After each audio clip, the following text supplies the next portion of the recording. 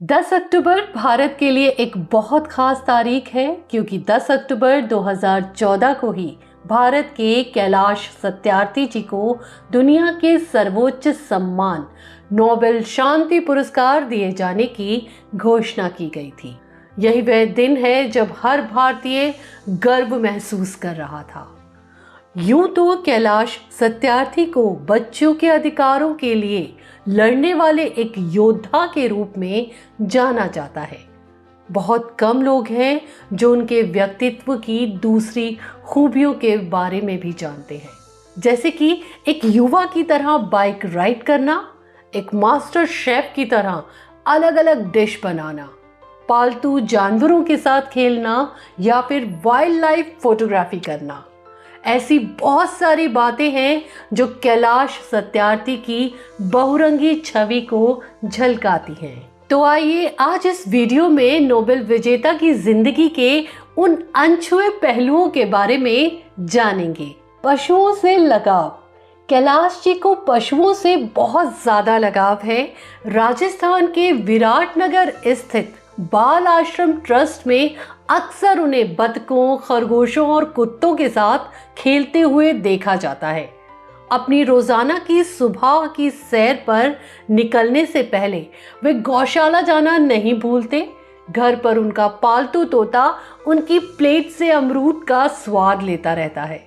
कैलाश जी का अच्छा खासा वक्त फरीदाबाद स्थित अपने घर और दिल्ली के बुराड़ी स्थित मुक्ति आश्रम में पालतू कुत्तों के साथ खेलने में बीतता है। भारतीय मूल्यों व संस्कृति से अटूट प्रेम। कैलाश जी देश विदेश में ये कहना कभी नहीं भूलते कि उनका जन्म स्थान स्वर्ग से भी सुंदर है। अनेक देशों के प्रमुखों ने उन्हें अपने यहाँ रहकर बच्चों के लिए काम करने का विकल्प दिया, लेकिन हर बार कैलाश जी ने बड़ी सादगी और सम्मान के साथ इनकार किया। उनके लिए उनकी मातृभूमि ही सब कुछ है, जिसे छोड़ने की वह कल्पना भी नहीं कर सकते। उनका मानना है कि वे आज जो कुछ भी हैं अपनी मातृभूमि की वजह से ही हैं। इसी की वजह से वे एक अच्छे इंसान बन सके। भारतीय परिवारों के मूल्य व संस्कृति कैलाश जी के तन मन में रची बसी है। ईश्वर के प्रति उनकी अटूट आस्था है। कैलाश जी व उनकी धर्मपत्नी सुमेधा कैलाश हर रोज हवन करते हैं। उनका मानना है यह केवल एक धार्मिक अनुष्ठान नहीं, बल्कि यह प्रकृति और ईश्वरीय शक्ति के प्रति आभार जताने का एक तरीका है। वेदों और आध्यात्म में गहन रुचि। कैलाश जी के कुछ करीबी लोग ही ये बात जानते हैं कि वे वेदों का वर्णन आसानी से कर लेते हैं। उन्हें सैकड़ों वेद सूक्तों की गहराई से जानकारी है। इंजीनियरिंग की पढ़ाई के साथ साथ उन्होंने भारतीय विद्या भवन से संस्कृत भाषा में डिप्लोमा हासिल किया। प्राचीन भारतीय दर्शन को वेदों और उपनिषदों के माध्यम से अच्छे से समझने की कोशिश में उन्होंने संस्कृत की भी पढ़ाई की। शायद ही कभी कोई ऐसा मंच रहा हो जहां कैलाश जी ने वेदों से श्लोकों व सूक्तियों का पाठ ना किया हो। नोबेल शांति पुरस्कार से सम्मानित होने के बावजूद भी वे ऐसा करना नहीं भूलते। उन्होंने अपने भाषण की शुरुआत और समापन संस्कृत के श्लोकों से ही किया था। कवि हृदय। बहुत कम लोगों को यह जानकारी है कि काफी युवावस्था से कैलाश जी कविताएं व डायरी लिखते रहे हैं। चलो हवाओं का रुख मोड़े नाम से उनका कविता संग्रह प्रकाशित हो चुका है। बाल दास्ता के खिलाफ आंदोलन के लिए लिखे गए उनके गीतों को लोगों का पूरा प्यार मिला है और वे काफी लोकप्रिय भी रहे हैं। बाल यौन शोषण के खिलाफ निकाली गई उनकी ऐतिहासिक भारत यात्रा के लिए उन्होंने थीम सॉन्ग हम निकल पड़े हैं भी लिखा है। फोटोग्राफी का जुनून। कैलाश जी को फोटोग्राफी का भी बहुत जुनून है। इसकी गवाही उनके बचपन के दोस्त भी देते हैं। वे बताते हैं जब भी कैलाश जी से पूछा जाता कि वे बड़े होकर क्या खरीदना चाहेंगे, तो कैलाश जी का जवाब होता कैमरा। विदेश में रहने के दौरान भी वे अपने लिए बढ़िया से बढ़िया कैमरे की तलाश में बाजार निकल पड़ते। दक्षिण अमेरिका महाद्वीप के उत्तर में स्थित देश सूरीनाम से कैलाश जी के एक दोस्त ने उनके इस जुनून को देखते हुए उन्हें एक कैमरा उपहार में दिया था। कैलाश जी विदेशी दौरे पर जब भी जाते हैं इस कैमरे को अपने साथ रखते हैं और बहुत सारी तस्वीरें खींचते हैं।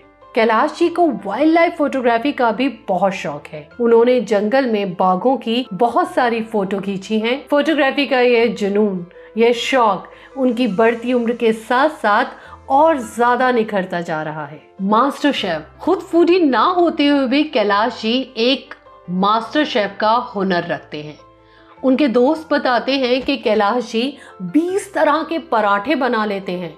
उनके बच्चों को उनके हाथ से बनाई हुई स्टफ टमाटो डिश बहुत ज़्यादा पसंद है। ये डिश कैलाश सत्यार्थी अक्सर बनाते रहते हैं। कैलाश जी के किचन की सबसे बड़ी खासियत ये है कि वो 20 लेयर वाला पराठा बनाते हैं। इस पराठे को सत्यार्थी स्पेशल पराठा भी कहा जाता है। कैलाश जी को बाटी चोखा, आलू दम, ब्रेड पकौड़ा और गुलाब जामुन बनाने में महारत हासिल है। बाइक राइडिंग के शौकीन, पहाड़ों पर और खतरनाक रास्तों पर बाइक चलाना कैलाश जी को बहुत ज़्यादा रोमांचित करता है।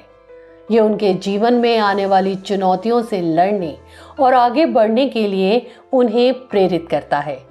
बाल आश्रम के खिलाफ एक अभियान के दौरान वो बुरी तरह से घायल हो गए थे।